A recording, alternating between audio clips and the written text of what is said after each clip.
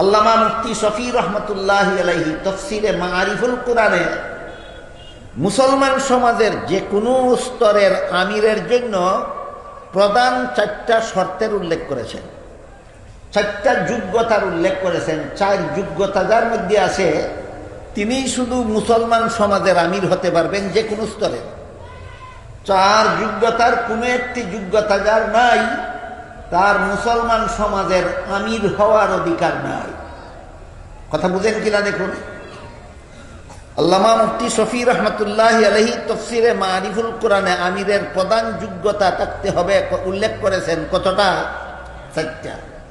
4 যোগ্যতা যার মধ্যে নাই তার জন্য মুসলমান সমাজের আমির হওয়ার অধিকার নাই, আমির হওয়ার অধিকার নেই। 1 নম্বর যোগ্যতা হল যাদের জন্য তিনি আমির হবেন তাদের সকলের চেয়ে ইসলামের জ্ঞানে বেশি জ্ঞানী হতে হবে। তাদের সকলের চেয়ে ইসলামী জ্ঞানে বেশি জ্ঞানী হতে হবে। আপনার থেকে বেশি জ্ঞানী যদি আরেকজন থাকে তাকে বাদ দিয়ে আপনি আমির হওয়ার অধিকার নাই। কথা বুঝেন কিনা দেখুন। আপনার চেয়ে ইসলামী জ্ঞানে বেশি জ্ঞানী যদি আরেকজন থাকে তাহলে তাকে বাদ দিয়ে আপনার আমির হওয়ার অধিকার নাই। কথাটা কি অযৌক্তিক না যুক্তিসম্মত? হ্যাঁ, নিতান্ত যুক্তিসম্মত কথা। আপনার চেয়ে বড় আলিম রেখে আপনি আমির হওয়ার যোগ্যতা রাখেন না, অধিকার নেই। 2 নম্বর যোগ্যতা হলো ইসলামের বিধিবিধান নিজের জীবনে অন্যদের তুলনায় বেশি বাস্তবায়নকারী হতে হবে। ইসলামের বিধান জানে অন্যদের চেয়ে বেশি কিন্তু মানে অন্যদের চেয়ে কম, তার মুসলমান সমাজের আমির হওয়ার অধিকার নাই। কথা বুঝেন কিনা দেখুন। ইসলামের বিধিবিধান অন্যদের চেয়ে জানে বেশি মানে কম, জানে বেশি মানে কম, এই লোকেরও মুসলমান সমাজের আমির হওয়ার অধিকার নেই। অন্যদের চেয়ে ইসলামের বিধান বেশি জানতেও হবে, অন্যদের চেয়ে নিজে ইসলামের বিধান বেশি মানতেও হবে। কত নম্বর গেল? 2 নম্বর। 3 নম্বর যোগ্যতা হলো নব উদ্ভূত সমস্যাবলীর সমাধান কোরআন হাদিসের আলোকে বের করার মতো উদ্ভাবনী শক্তি সম্পন্ন হতে হবে। এটাকে বাংলায় উদ্ভাবনী শক্তি বলা হয়, আরবি ভাষায় বলে কুওয়াতে ইজতিহাদিয়া। অন্যদের চেয়ে বেশি জাননেওয়ালা, অন্যদের চেয়ে বেশি মাননেওয়ালা, উদ্ভূত সমস্যার সমাধান অন্যদের চেয়ে বেশি উদ্ভাবন করার যোগ্যতা সম্পন্ন হতে হবে। নিজে আইন জানেও বেশি, মানেও বেশি, কিন্তু নতুন কোনো সমস্যা দেখা দিলে ইসলামের আলোকে তার সমাধান বাইর করার যোগ্যতা নাই, তারও আমির হওয়ার অধিকার নেই। কত নম্বর গেল? 4 নম্বর হল কন্ট্রোলিং পাওয়ার।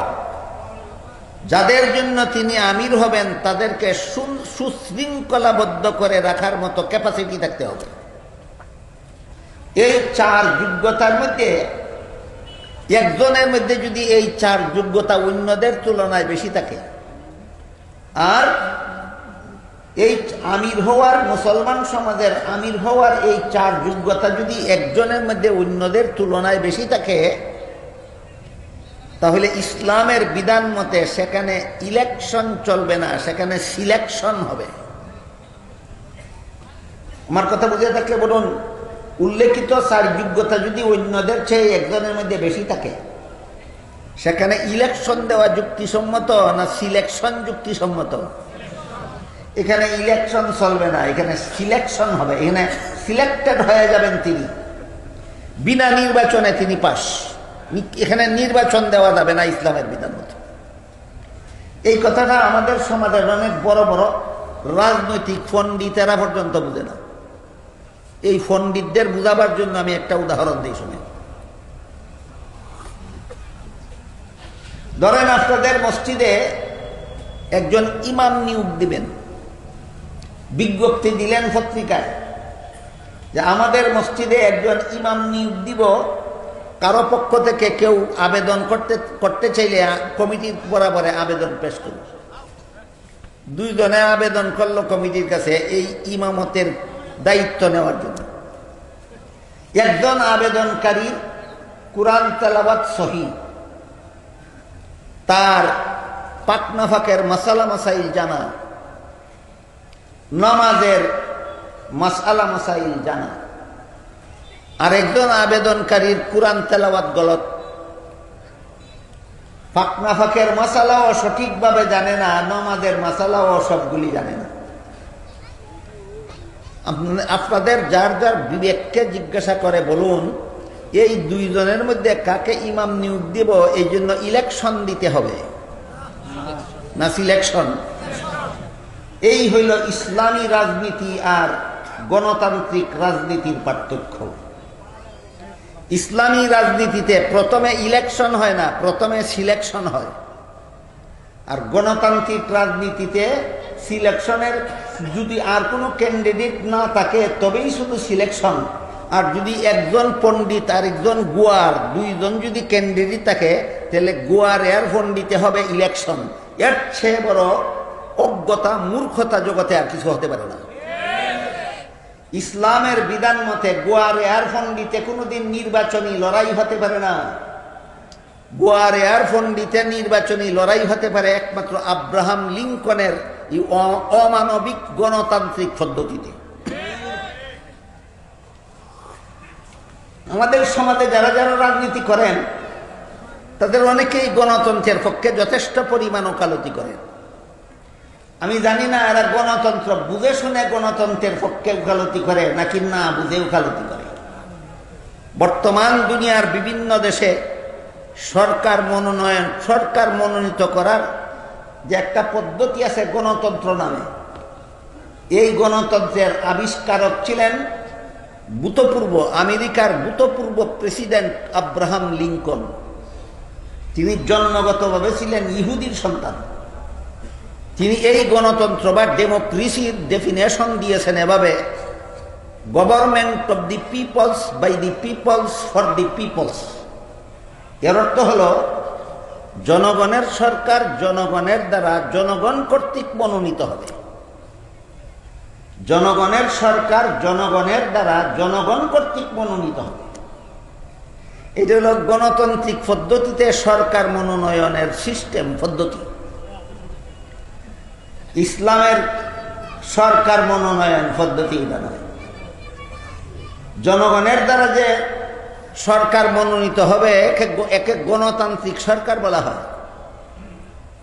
ইসলামে গণতান্ত্রিক সরকার হয় না, ইসলামের সরকার হয় খেলাফত পদ্ধতির সরকার।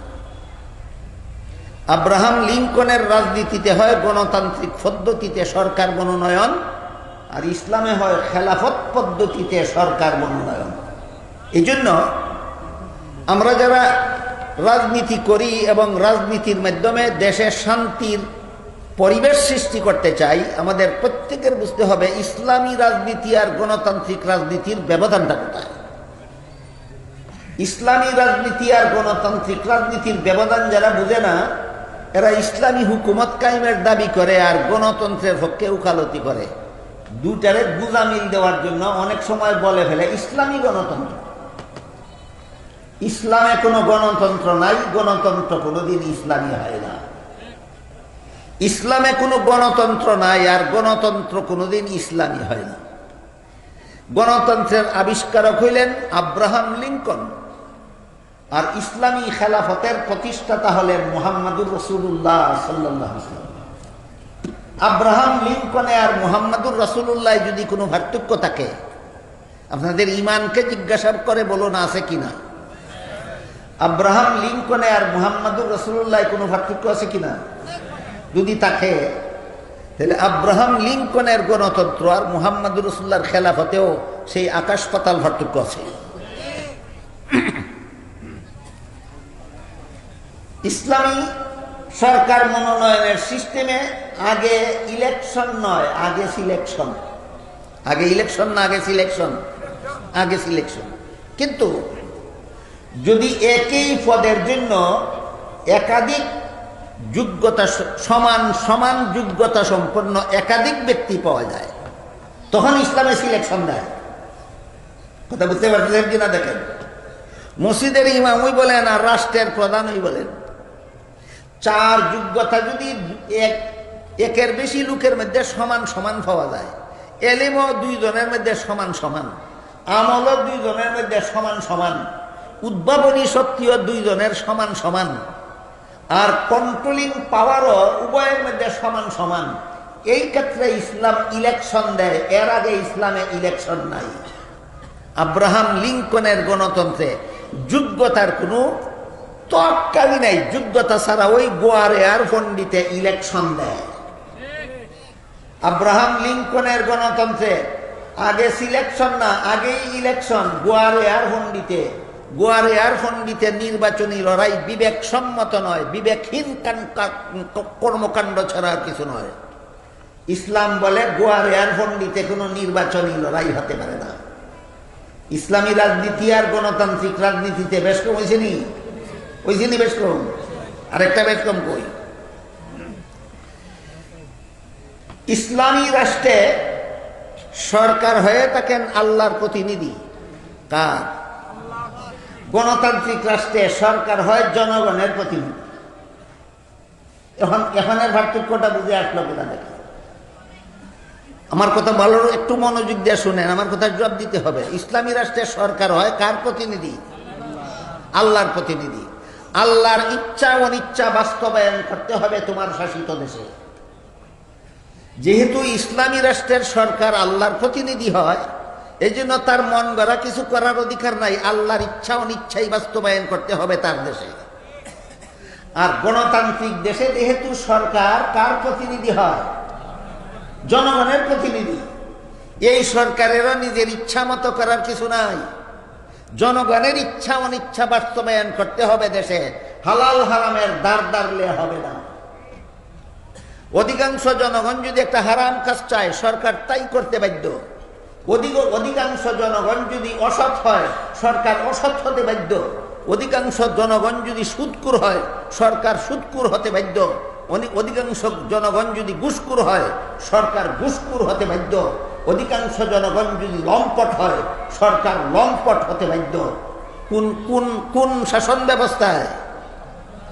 গণতান্ত্রিক শাসন ব্যবস্থায়। জনগণের যা চায় তাই সরকারকে করতে হবে। এখানে হালাল হালাল হারামের ধার দাঁড়লে প্রতিনিধিত্ব থাকে না তা। এই জন্য ইসলামী রাষ্ট্রে প্রতিনিধিত্ব উপর দিক থেকে আসে, গণতান্ত্রিক রাষ্ট্রে প্রতিনিধিত্ব নিচের দিক থেকে যায়। কথাটা কি বুঝাতে পারলাম? ইসলামী রাষ্ট্রে সরকার আল্লাহর প্রতিনিধি হয়, প্রতিনিধিত্ব নিচের থেকে আসলো না উপর থেকে আসলো? আর গণতান্ত্রিক দেশে সরকার জনগণের প্রতিনিধি হয়। এবার বলুন, প্রতিনিধিত্ব উপর থেকে আসলো না নিচের থেকে গেল? নিচের থেকে গেল। তাহলে কিভাবে দেশ শাসন করলে দেশে শান্তি হবে? এটা আল্লাহ কম বুঝে, জনগণ বেশি বুঝে। এই হইল গণতন্ত্রের সার কথা। আল্লাহ বুঝে না, কাজে আল্লাহর প্রতিনিধিত্ব সরকারে করলে হবে না। জনগণ বুঝে দেশে কিভাবে শান্তি হবে, তাই জনগণের প্রতিনিধিত্ব করতে হবে সরকারকে। ইসলাম বলে কিভাবে দেশ শাসন করলে শান্তি হবে, জনগণ বুঝবে দূরের কথা, সরকার নিজেও বুঝে না। আল্লাহ যেভাবে বলেন সেইভাবে দেশ শাসন করলে দেশে শান্তি হবে। আমি কি আপনাদেরকে ইসলামী শাসন ব্যবস্থা আর গণতান্ত্রিক শাসন ব্যবস্থার পার্থক্যটা বুঝাতে পারলাম?